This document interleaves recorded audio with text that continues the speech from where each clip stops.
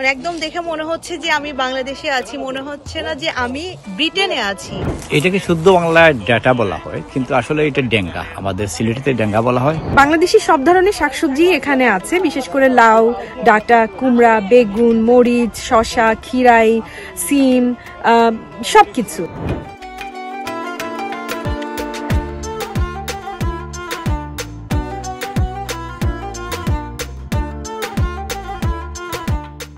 আমাদের London press ক্লাবের event secretary রূপী আমিন। তো আপুর এই গার্ডেনটাতেই আজকে আমরা আসছি। আমরা দেখলাম অনেক কিছু আপু করেছেন, লাউ গাছ, ডাঁটা এবং মিষ্টি কুমড়া, আমরা দেখলাম করল্লা পর্যন্ত এখানে দেখা গেছে।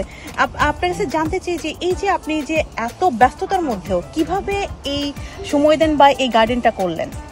আসলে এটা সম্পূর্ণ ভালো লাগা থেকে করা। যারা বাগান করেন তাদের আসলে বাগানের প্রতি ভীষণ রকমের ভালো লাগা কাজ করে। যত ব্যস্তই থাকি এখানে আসলে সময় দিতে হয়।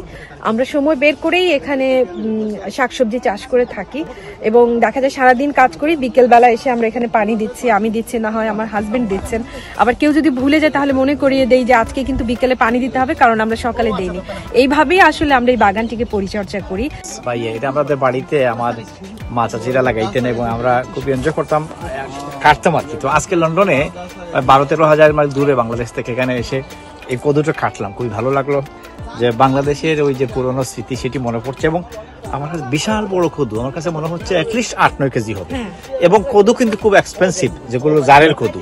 আমি কিছুদিন আগে বেতালগিন থেকে একটা কদু কিনলাম, আপনি এর তো মনে হয় 10 ভাগের 1 ভাগ হয়, 9 পাউন্ড আমার কাছ থেকে দিয়েছে। Running a restaurant? Your food deserves the spotlight. Currywalla Media. Let's make your food famous. আচ্ছা, আমরা দেখতে পাচ্ছি এখানে করলা গাছ এবং কি সুন্দর করলা ধরে আছে, দেখতেই ভালো লাগছে। দেখে একদম মনটা ভরে যাচ্ছে। আমরা অনেক করলা দেখতে পাচ্ছি, তারপরে আশেপাশে আরো অনেক গাছ দেখতে পাচ্ছি। এখানে যদি আমি দেখি যে ডাঁটা শাক, যেগুলো অনেক বড় বড়, আমার চেয়ে অনেক বড়। এরপরে আমরা দেখতে পাচ্ছি লাউ গাছ, প্রচুর লাউ, ছোট ছোট লাউ দেখা যাচ্ছে। এবং এখানে এটা মিষ্টি কুমড়া গাছ, আমি যদি ভুল না করে থাকি। এরপরে তো দেশীয় এই যে সরিষা গাছও দেখতে পাচ্ছি, সুন্দর সরিষা। কিছুদিন পরে আর কি সরিষাটা একদম পরিপক্ক হয়ে যাবে।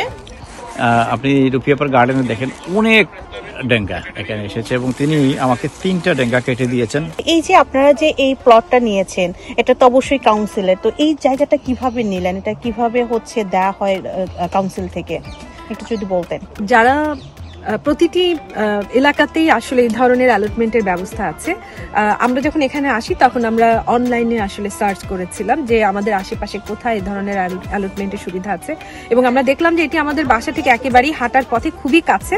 এবং সাথে সাথেই আমরা ওই ওয়েবসাইটে অ্যাপ্লাই করি এবং এখানে কিন্তু অ্যালটমেন্ট খালি থাকতে হবে, মানে বললে ওরা সাথে সাথে দিতে পারবে না। যদিও এটা কাউন্সিল থেকে, কিন্তু এই অ্যালটমেন্টের একটা কমিটি আছে, এই কমিটিকে অ্যাপ্লাই করতে হয় এবং ওরা যখন এখানে একটা প্লট খালি হয় তখন ওরা আমাদেরকে জানায় এবং তারপরেই আমরা আসলে সাথে সাথে এখানে আমরা নিয়ে নিই। খরচ কেমন হয়?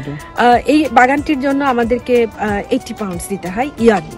মানে যেগুলো আসলে এই আবহাওয়াতে হয়, এই সব ধরনের শাকসবজি আমরা এখানে চাষ করি। বীজগুলো আমরা বাংলাদেশ থেকে নিয়ে আসি, যেহেতু বাংলাদেশি শাকসবজি, তাই আমরা চেষ্টা করি যখন আমরা বাংলাদেশে যাই কিংবা কোনো বন্ধু বান্ধব দেশে যাই, তাদের মাধ্যমেই আমরা এই সিডগুলো সংগ্রহ করে থাকি।